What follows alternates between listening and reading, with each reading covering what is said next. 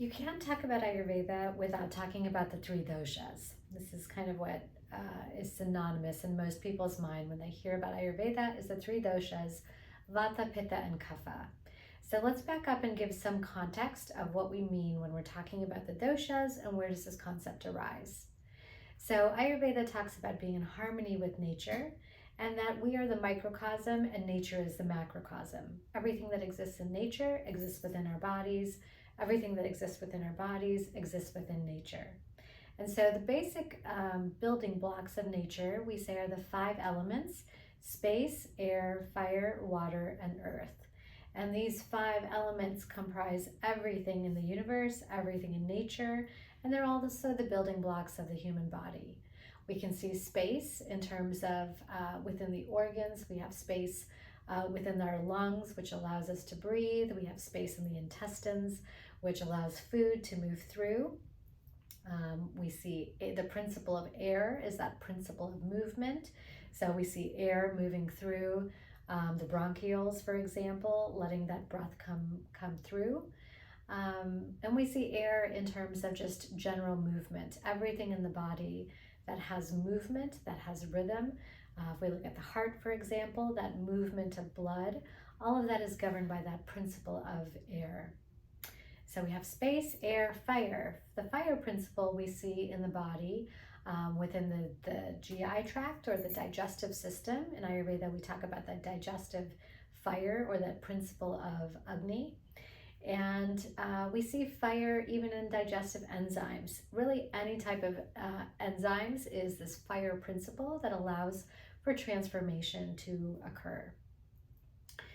Next, we have the water element. We know that the majority of the body is comprised of water, but we see water even at a cellular level as the cytoplasm. We can see water in terms of various structures and organs that might hold fluids in them. Even the cerebrospinal fluid within our spine is governed by this principle of water. It's comprised of the water element. And then earth. Earth is what gives our body structure and density. So we can look at our bones, the entire skeletal system as this principle of the earth element that gives us that structure and stability that we need. So we can go into a lot more details about the five elements, but that's a very quick overview. And now when we look at these five elements, Ayurveda says that usually we see combinations where two of these elements join together. And so we see space and air as the two lightest of elements joining together and really regulating this principle of movement. And so this is the name that we call Vata dosha. Vata is that principle of movement. It governs neural impulses in our brain. It governs movement through our GI tract. We see this principle of Vata everywhere, especially in our nervous system. But we'll talk about each of these doshas in more detail soon. But that's just a very quick overview that space and air join together to create Vata dosha. The second dosha, Pitta, is the combination of fire and water. So fire has so much intensity, it needs that balance of water with it to exist within the human body. But Pitta is the principle of transformation. So we need fire in order to create transformation. We need to cook our food on a fire in order for it to be transformed and broken down into whatever dish that we're making. So same thing, Pitta in the body governs heat, it governs metabolism, it governs any type of transformation that is occurring. And then the last dosha, Kapha dosha, is the combination of earth and water elements coming together. So these are the two heaviest and densest of the five elements. And so when they come together and they create Kapha, Kapha becomes the heaviest and most dense out of the three doshas as well. So we can see Kapha, formation of Kapha in terms of mucus. We can see excess Kapha when we gain weight in the body. But Kapha is also the principle of substance that we need in order to create a good night's sleep. If we don't have that Kapha principle, we will not be able to rest and to get that sound night's sleep. So all three of these doshas exist within all of us, but in different proportions. And so It is at the time of birth, people say, that dosha is determines our overall constitution, but it actually goes further back than that, and it's the moment of conception. Depending on the egg and the sperm and what is their doshic ratio, that's going to determine what is the doshic constitution of the child. The term we use for this in Ayurveda is called Prakruti. Prakruti means nature. And so our nature, our fundamental building blocks that make us up, are going to be predominantly one of these doshas, another dosha secondary, and then the least amount of the third dosha. So for someone who's vata predominant, we might call this a vata 3, pitta 2, kapha 1, as we're documenting this in our chart, taking notes to determine what that doshic structure is.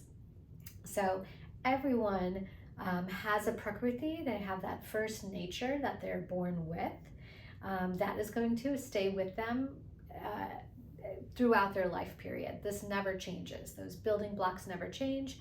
Same way our DNA makeup, that's something we're born with. It cannot change.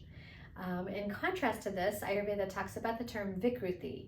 So Vikruti means our current doshic imbalance, and this can vary depending on what our original nature is. So let's say I'm vata predominant, my doshic imbalance might be more pitta that's out of balance. Maybe in the summer season, I've got more of that heat building up, or it might be more kapha out of balance, especially in the winter season. So my state of imbalance is directly proportional to what my original nature, that original makeup of doshas is. So for an Ayurvedic doctor, this is really critical because our whole diagnosis and treatment strategy is going to be based on what is someone's Prakruti and Vikruti. What is their original nature, and what is the current doshic imbalance that we want to get back to their original nature. So a vata type of person is more prone to vata imbalances, but a pitta or kapha person could also have a vata vikruti, a vata imbalance. It's going to be easier to treat that vata imbalance in the pitta or kapha individual. It's going to take a little bit more work to treat that excess vata for a vata individual.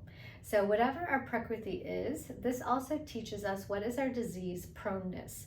A vata person's more prone to vata diseases, a pitta person more to pitta diseases, a kapha person more to kapha imbalances. And so this gives us a sense of how do we create a treatment strategy based on knowing a person's prakruti and vikruti. Also, as the seasons fluctuate, the predominant dosha of the season is going to fluctuate. So pitta person with a pitta imbalance in pitta season, which is summertime when that heat is at its peak, it's going to be a lot harder to calm that pitta down and to treat it in the summer season. We might get much faster results treating that pitta imbalance in the winter season. And so we're also factoring that into account. So very important to understand these basic concepts of Prakruti and Vikruti, how this works for an Ayurvedic doctor in terms of their diagnosis and their treatment strategy. And then we'll go into more details about understanding Vata, Pitta, and Kapha soon. I also want to point out one more thing about the word dosha. The word dosha means fault. And so if you think about the earth, and if you think about the fault lines on the earth, which is where we're more prone to having earthquakes, this is where the earth's plates shift and where the earth is the most vulnerable to having that seismic activity and creating an earthquake. So the same thing with understanding our dosha, this helps us understand our fault lines metaphorically. And so this shows us where we are the most vulnerable. And based on that, we can really start to work preventively once we know our vulnerabilities of how can we overcome that to be able to create balance. So let's start to talk more about the individual doshas in the next videos.